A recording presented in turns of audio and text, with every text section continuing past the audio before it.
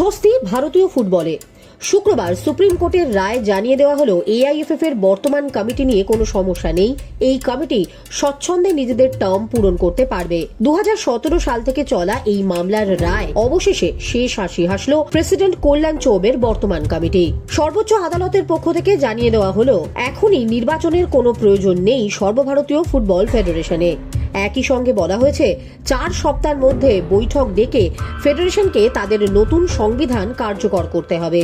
বিচারপতি এলপিএস নরসিমহা এবং বিচারপতি এস চন্দুকারের বেঞ্চের নির্দেশ অনুযায়ী সংবিধান সংশোধনের ক্ষেত্রে মাথায় রাখতে হবে বর্তমান স্পোর্টস বিলকেও। দীর্ঘদিন ধরে চলা এই মামলার কারণে ফেডারেশনে যে অচলাবস্থা তৈরি হয়েছিল, সুপ্রিম কোর্টের এই রায়ের ফলে সেই অচলাবস্থা কাটবে বলে মনে করা হচ্ছে। এর ফলে এড়ানো যাবে ফিফার শাস্তির খাঁড়াও। সুপ্রিম কোর্ট জানিয়েছে ফেডারেশনের বর্তমান কমিটি 2026 পর্যন্ত দায়িত্বে থাকবে। তার আগে নির্বাচনের কোনো প্রয়োজন নেই এবং আগেই ফিফা এবং এএফসির পক্ষ থেকে জানিয়ে দেওয়া হয়েছিল 30 অক্টোবরের মধ্যে নতুন সংবিধান তৈরি করতে না পারলে এআইএফএফ কে সাসপেন্ড করা হবে।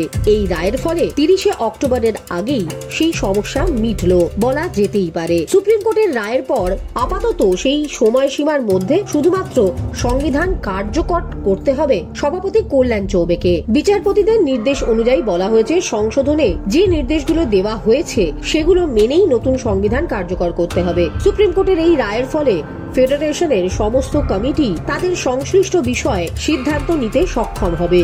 এমনকি ফেডারেশন যে কোনো সংস্থার সঙ্গে প্রয়োজনীয় চুক্তিও করতে পারবে। আর এর ফলেই মিটবে আইএসএল নিয়ে সমস্যাও। আইএসএল নিয়ে এখন আর দীর্ঘমেয়াদী চুক্তি করতে কোনো বাধা রইল না কল্যাণ চৌবের কমিটির, যা বর্তমান ভারতীয় ফুটবলের অচলাবস্থা কাটাতে সবথেকে বড় ভূমিকা নেবে বলে মনে করছে ফুটবল মহল।